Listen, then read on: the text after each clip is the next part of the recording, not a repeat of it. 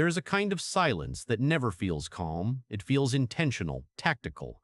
And that was the first thing I picked up on, not the words she used, but the way she stopped using them. The pauses stretched longer, the half smiles. The way her eyes stayed on me like a researcher watching a subject, not with care, but with interest. I told myself we were just stuck, that every relationship drifts into long nights, shorter patience, mismatched routines, but stagnation doesn't come with disdain, it doesn't come with precision. One evening, I got home late, meetings dragged, traffic was brutal, I texted her, no response. When I walked in, she was folded into the couch, wine glass balanced in her hand, laughing at something on her laptop. I said hi. She didn't look up, just hummed and kept scrolling like I was ambient noise. I sat down next to her, and she shifted her legs away as if I were a stranger, like I'd stepped into a room I wasn't invited into. That was the first day. The second day was colder. I made coffee for both of us, the same ritual I'd kept for years. She poured hers straight into the sink without a word and walked off. No explanation, not even a glance. Later that afternoon, she posted a photo from a cafe we once talked about going to together. The caption read, "Finally doing things my way." She didn't invite me, but she made sure I saw it. By the third day, it was no longer coincidence, it was choreography. We went to a small dinner at her friend Maya's place. She wore a new dress and didn't say a single word to me on the drive over. At the gathering, she smiled at everyone except me, laughed a little louder than necessary, leaned in a little too close when someone cracked a joke, while I stood off to the side, invisible while fully present. Then I heard her voice from across the yard, talking to a group, half joking, half performing. Marriage is basically a game of nerve. You push until someone snaps, and he still hasn't. They laughed, she laughed, I didn't. I stood there holding two drinks, one meant for me and one meant for her, and that's when I realized the line between testing limits and cruelty was gone. She wasn't trying to argue, she was measuring how much pressure I could take. I handed her the drink. She smiled like nothing happened, but something had, and the one variable she didn't account for was what would happen if I stopped playing. Slow shifts never announce themselves. They sneak in through habits, looks, the distance between what's spoken and what's meant, and by the time you notice them, the damage is already done. After that night, something in me stopped justifying her behavior. I didn't blame. Stress, work, hormones, I saw it clearly. Control disguised as teasing, disrespect, dressed up as charm. The next morning, she acted as if nothing had happened.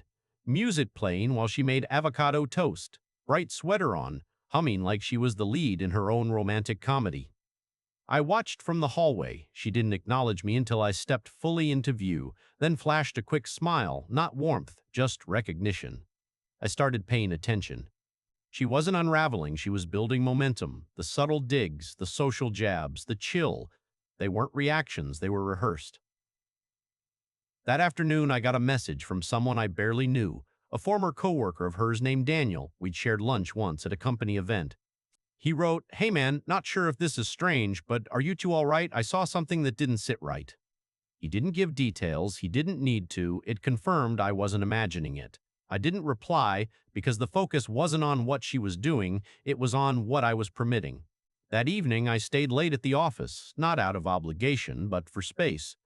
When I got home, she didn't ask where I'd been. She was back on the couch, different glass, different pajamas, same posture, like nothing around her mattered enough to register. I sat down beside her without speaking. She didn't pull away, but she didn't lean in either. Her body was still, tolerant, not welcoming. That's when it hit me. She'd made the shift long before I noticed, and now she was waiting to see how long I'd hold on to something that no longer existed. I didn't accuse her, didn't question who she was messaging, didn't ask for softness, I just stopped filling the silence. That night, I lay beside her without touching her, eyes open, staring at the ceiling while she drifted off, calm, detached, satisfied. What she didn't know was the man next to her wasn't the one she'd been wearing down all week. That version was gone, replaced by someone quieter, more deliberate, waiting not to confront her but to disappear. People like to imagine betrayal as something loud, explosive, like doors slamming or glass shattering, but real betrayal is silent. It borrows your routines, uses your Wi-Fi, finishes your thoughts, and then goes quiet when the truth gets too close. I wasn't searching for proof, but it arrived anyway. It was a Tuesday. She left her laptop open on the dining table, something she almost never did. Usually it was glued to her lap or hidden in her bag the moment I walked into the room. This time it sat there, humming softly, a corner tab still visible. I didn't touch it, I didn't need to. The preview said enough. A chat window, a name I didn't recognize, a message stamped late last night saying, "That was insane. Still thinking about that walk? You completely drained me." I stood there breathing, absorbing the weight of something I hadn't voiced but had already accepted. She walked in minutes later, casual, sipping almond milk like it was any other day, saw me near the table, barely reacted, closed the screen smoothly, and asked if we were out of eggs.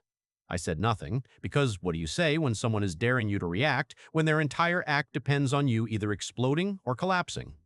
I did neither.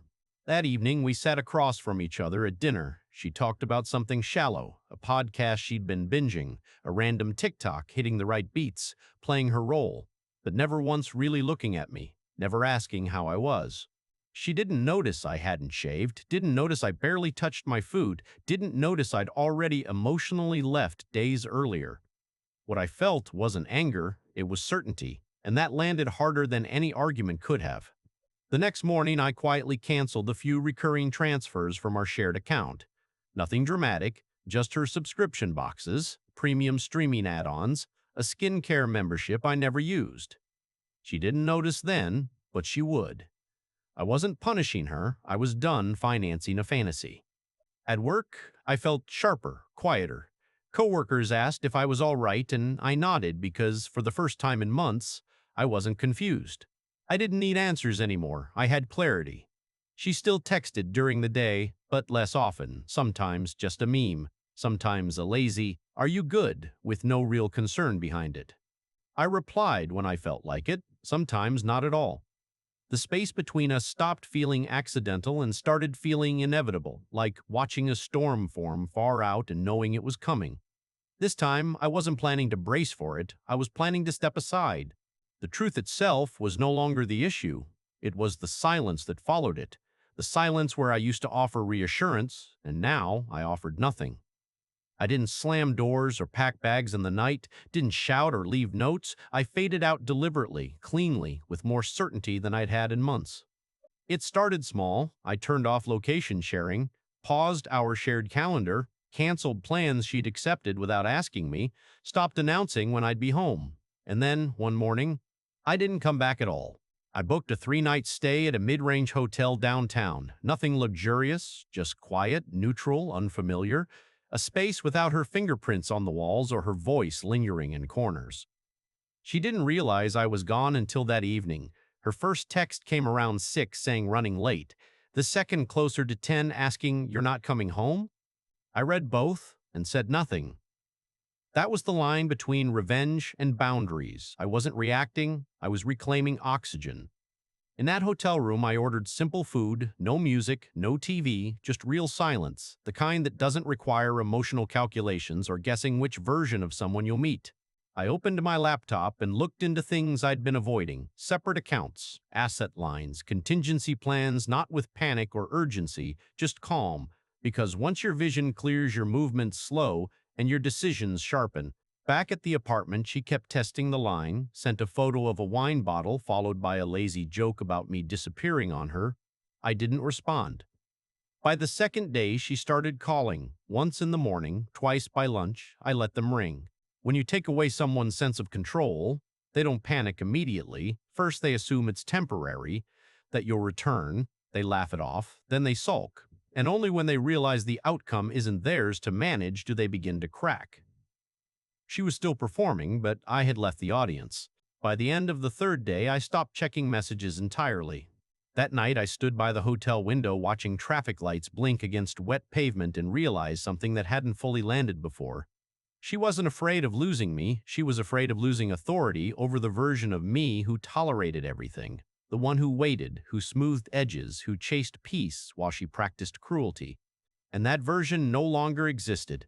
I didn't need to announce it, she would feel it soon enough. She thought I hadn't noticed him, thought I didn't know the man behind those messages, the coworker from her office, the same name that flashed in that chat preview days earlier, the one whose phrases she'd started repeating casually, the colleague she described as just funny, just sharp, just helpful. The first time I saw them together wasn't planned. I stepped out from the hotel to grab coffee at a spot near the park. I wasn't hiding, but she didn't see me. She was sitting on a bench across from him, not touching, but their posture said enough, relaxed, open, the kind of body language you stop faking when someone makes you feel understood. He leaned in to laugh. She tilted her head, smiled, brushed at her knee where nothing was there, and that was all I needed. I didn't interrupt, didn't confront, didn't pull out my phone. I stood there just long enough to register the moment, then turned and walked away at the same pace I'd arrived. I didn't need to challenge him. I needed to understand him. And men like him aren't chasing affection alone. They chase access, status, influence. He wasn't dangerous because she liked him. He was dangerous because he didn't think anyone was watching. Later that night, I opened my laptop, not to dig through her messages, but to look into him. Professional profiles, business ties, vendor overlaps, public filings. I wasn't searching for secrets. I was mapping pressure points, and I found one. A contract he never disclosed, not illegal, just questionable, tied to a side venture that should have raised flags, sloppy timing, shared vendors, no real separation of roles. I didn't expose him. I didn't threaten him. I forwarded a concise summary to compliance, no signature, no return, just enough to initiate a review. That week, she came home tense, distracted, tight jaw. She never mentioned him again, but I noticed his absence. No more quotes, no more familiar phrases, no more glow when she scrolled her phone. She hadn't connected it yet, but the circle was closing. He was backing away, and I hadn't said a single word. That's how influence works. It doesn't announce itself. It shifts the room quietly, rearranges confidence, permanently. She had built a dynamic where I was passive, unaware, convenient, and without warning. The safety net she didn't even know she relied on began to fray. I wasn't retaliating. I was reminding her without threats, through absence. Because when the wrong people start falling away, and you can't explain why, you start to wonder who changed the gravity. The shift didn't hit all at once. It unfolded gradually. First came the missed calls from her friends, messages she stopped answering right away, then invitations quietly stopped appearing. Group chats went silent. The ones she used to dominate now moved on without her, and she felt it. At first she brushed it off, said she was busy, needed space, was just tired. But I saw her pacing the hallway at night, refreshing feeds where she no longer showed up, scrolling through old photos like they still owed her attention. The Mirror, once her favorite audience, became something she avoided. She stopped talking about her friends the way she used to, stopped laughing at inside jokes because the crowd had thinned and her performance had nowhere to land. I never said a word to any of them. I didn't have to. People don't walk away from joy. They drift from discomfort, from arrogance once charm stops covering it, from cruelty that no longer feels playful. She tried to keep the image intact, smiling through it, acting like nothing had changed. But there was one thing she couldn't fake anymore: the absence of warmth, and people noticed. One afternoon, her sister called. I answered out of habit. There was a pause, then a careful question that said, "Everything? Is everything all right between you two?" I didn't lie, didn't explain. I just said, "We're sorting things out," because the silence had become a filter now, showing who had been carrying weight and who had been coasting. At a family gathering the following week, the energy shifted. Her father asked how I was doing, not her. Her aunt pulled me aside and said I seemed quieter than usual. She noticed the room no longer revolved around her, that the axis had moved, and it unsettled her. I stayed calm, polite, helpful. I cleaned up, smiled when spoken to, present but disengaged. And in that gap, the truth surfaced without words. She pulled me aside once, away from everyone, asked what I was doing. "Nothing," I said, and that was exactly the problem. I wasn't participating anymore. Without me reinforcing the image, the stable marriage, the supportive partner, the curated life began to crack under its own weight. She went back into the room alone, and this time no one asked where I was. They already knew something was off, not the details, just the feeling, and that was enough. Because when affection disappears, character becomes visible, and what they were seeing in her was something they'd ignored for too long. That night, driving home in silence, she didn't reach for the radio or her phone. She stared out the window, jaw set, shoulders tight, not because I'd embarrassed her, but because I hadn't shielded her. The silence stopped being a tool and became the language between us. She still lived in the house, still moved through it, still made smoothies and took calls on speaker like nothing had shifted, but the space between us thickened into something colder than resentment, indifference. She didn't know how to fight that. She knew how to provoke, charm, retreat, then reappear as someone new, but she didn't know how to exist in a home where I no longer reached for her, no longer explained or softened edges. I had always been the bridge between her moods, between private and public versions of herself, and once that bridge was gone, all she had left was her own echo. At first, she acted like it didn't touch her, doubled down on the performance, heavier makeup, sharper outfits, louder laughs during video calls, but even mirrors get tired of being stared into. I caught her late at night scrolling through old photos, the kind I hadn't taken in years, trips, birthdays, blurry restaurant selfies, zooming in on my face in one of them, not smiling, not reminiscing, just studying it like she was searching for something she'd misplaced. She started checking in more, not from care but from suspicion, asking where I was going and what I was doing. I gave her nothing, because this wasn't revenge, it was consequence.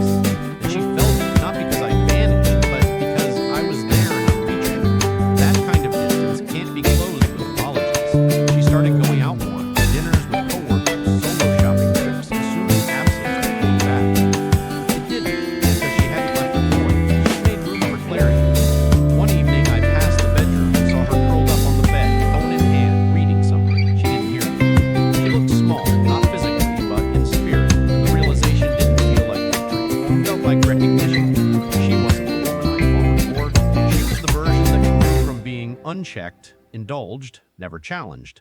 And now she was shrinking in the presence of someone who'd finally stopped feeding the fire. I didn't hate her, but I didn't miss her either, and that was new. She finally asked to talk, no anger, no heat, just a soft knock on the guest room door and a question that hung too long in the air. Can we talk? I didn't answer right away, folded a shirt, set it neatly in the drawer, and nodded. She sat on the edge of the bed like a visitor in someone else's space, back straight, hands folded, composed, but not remorseful. I don't know what's happening, she said, but she did. She just didn't know how to stop it now that it wasn't on her terms. I stayed silent, not to punish her, but because there was nothing left to explain. Everything that mattered had already been demonstrated. She tried again, slower, building an argument. If you're upset, you can say it. You always used to. I looked at her, not past her, at her, like someone studying a stranger wearing a familiar face. I'm not upset, I said finally. I'm finished. She blinked. That wasn't the response she prepared for. She wanted anger, accusations, anything she could twist into proof that I still cared enough to react. But I didn't react, because I wasn't angry. I was done. She stood up and began pacing, trying to inject motion into a space I had already made still, asking what? So, you're just walking away? I didn't answer, and that silence threw her off more than any argument ever could, because she was used to debates, to tension, even to quiet, but only when she controlled it. What she had never learned to face was peace she didn't earn. She started listing memories, hard years, sacrifices, like history was a currency she could still use to buy back my patience. I listened, not because I needed to, but because I wanted her to hear her own voice echo in a room that no longer agreed with her. When she finished, I stood and told her I wasn't punishing her. I was leaving behind the version of myself that accepted all of this. She froze because what hurt most was realizing I could move on without asking her permission.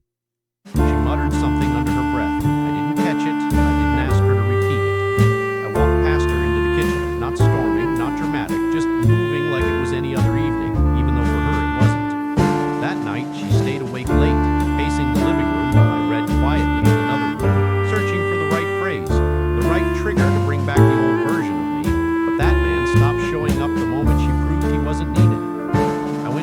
without saying goodnight. She lingered in the doorway, framed by the hallway light, waiting for me to turn around, but I didn't, and in that stillness, it finally landed. She wasn't arguing with the man anymore. She was chasing his absence. The collapse didn't come with screaming or tears. It arrived quietly, in full view. She started unraveling outwardly. Missed calls from work, flagged emails left unanswered, a friend texting me instead of her asking if she was okay. She skipped a planning meeting she never would have missed and blamed it on being tired. But exhaustion had never been her style. She thrived on chaos and noise, and now the silence she once used as a weapon was circling back. Only this time, it belonged to her. At home, she moved like a shadow of herself. No makeup, no carefully chosen outfits, sitting at the kitchen island scrolling without focus, stopping mid-motion just to stare.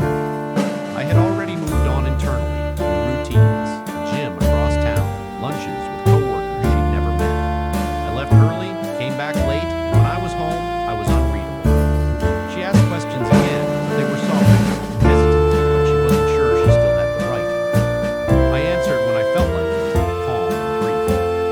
She tried reconnecting, sudden offers to cook, comments about shows we used to watch, forced laughter that didn't land because I wasn't joking. She was trying to pull me back into a story she had already ruined the structure of and didn't notice. At a dinner with mutual friends, she arrived first, dressed like the old days. I came in late and sat 2 seats away. She kept glancing over, waiting for my attention, and never got it. The mood shifted. Conversations turned polite, restrained, no inside jokes, no warmth, just the quiet awareness that something had slipped. Later that night, she finally said it, not angry, just exposed. You don't see me anymore. I looked at her and replied that I did. She was the one who looked away too long. Her face tightened, not breaking yet, but bending in a way that told me it wouldn't hold much longer. And still, I didn't move toward her. She didn't fall apart all at once. She dimmed. And in that fading, she realized the truth. It wasn't my absence that broke her. It was my presence without permission. The ending didn't come with drama or raised voices. It didn't need witnesses. It arrived sharp and quiet. I came home early on a Thursday, not to return, but to close the loop. She was at the kitchen table, still in her work clothes, already unraveling, shoes kicked off, sleeves rolled, a half-full glass of water beside her. She looked up, surprised, then guarded. "You're home early," she said, not asking, just testing the ground. I didn't answer.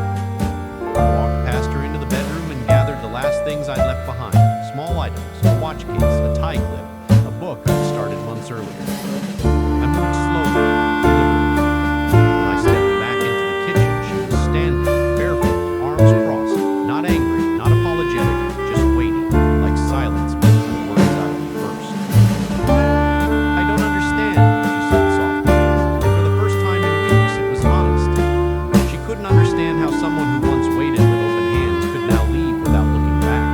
How silence could weigh more than confrontation. How absence could speak louder than rage. I looked at her and felt nothing. Not bitterness, not regret, only release. "You could have told me," she said. "You could have fought." That was her language. Conflict as proof of care. She believed effort sounded like noise. I told her I had spoken, just not in ways she chose to hear. She stepped closer, asking if that was really it. I paused, not for effect, just to let the finality settle, and said it was everything. She didn't cry or shout. She stood there like someone watching the last train leave a station she assumed would always be open. I set my keys on the counter, clean and final, and turned to go. Before stepping out, I looked at her one last time, not to wound her, not to win, but to make sure the moment couldn't be rewritten later. And I said the only line that mattered. I didn't disappear, I just stopped showing up where I wasn't respected. Then I left, not angry, not broken, but calm, carrying a peace she had mistaken for weakness, a peace she would never reach again. The silence I left behind would echo longer than anything I could have shouted. Real men don't explode, they exit.